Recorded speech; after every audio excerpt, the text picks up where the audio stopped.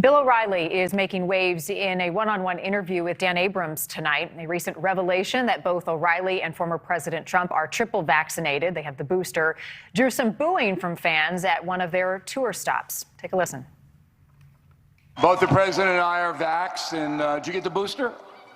Yes. I got it too. Okay, so... Don't. That's it's a very tiny group. All right, that reaction sparked a debate between O'Reilly and Dan Abrams during his show tonight on NewsNation's Dan Abrams Live. They talked about the media's coverage, the former president, and the influence that he has over his supporters. There were about 11,000 people in that arena, and maybe, I don't know, 100 booed. But you would think that the whole crowd did by reading the corrupt media because they're not interested in telling the truth.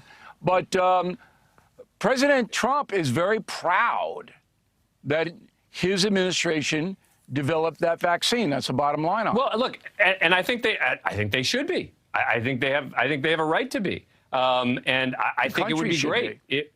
Yeah, I agree. I agree that this is about the country. It's not about an individual person. Colby Hall is the founding editor of Mediaite, who has covered this story extensively, and he is joining us live tonight. Colby, good to see you. So I happened to be on Mediaite today. I read your post and saw that more than 5,000 people had already commented at the time I read it. Clearly, it struck a nerve, the discussion over the booster between these two. You wrote, "Who boos someone getting vaccinated? What the hell is wrong with people?" Have you been able to answer your own question yet? I think not really. It was a rhetorical question. Thanks for having me. I would say, this was a significant story, and largely because former President Trump just gave permission to his base to get the booster, get vaccinated, but also kind of gave them a very specific direction. Like, don't undermine the vaccine. Let's use this as sort of something that we can be proud of. So, the headline that I initially wrote was a smattering of boos, which was correct. Some people booed. But for the most part, I think, especially with Omicron spread, you're seeing a lot of people now starting wondering, is it really good to make a political point over vaccinations? And Trump may have saved lives. O'Reilly may have saved lives by giving the permission to his most loyal followers.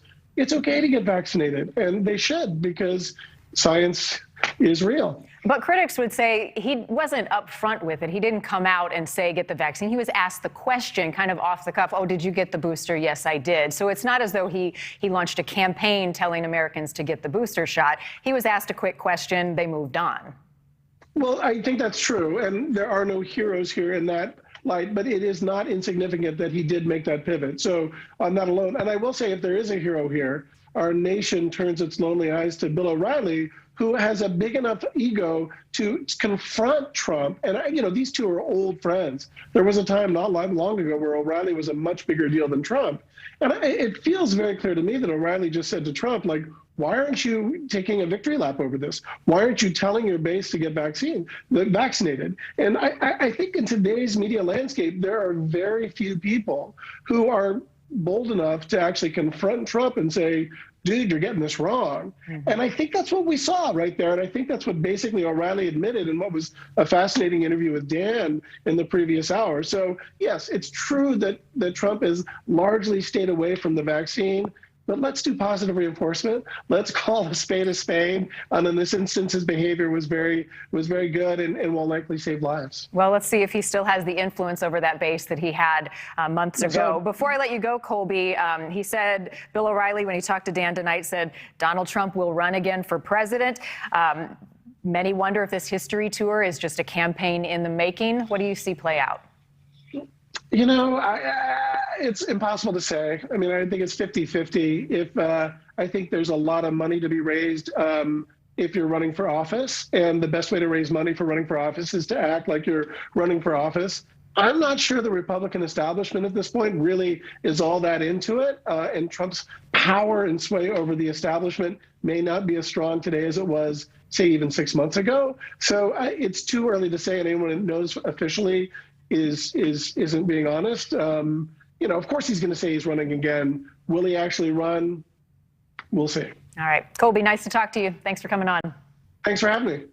Thanks for watching. Click the red subscribe button below so you can get more of NewsNation's fact-driven, unbiased coverage.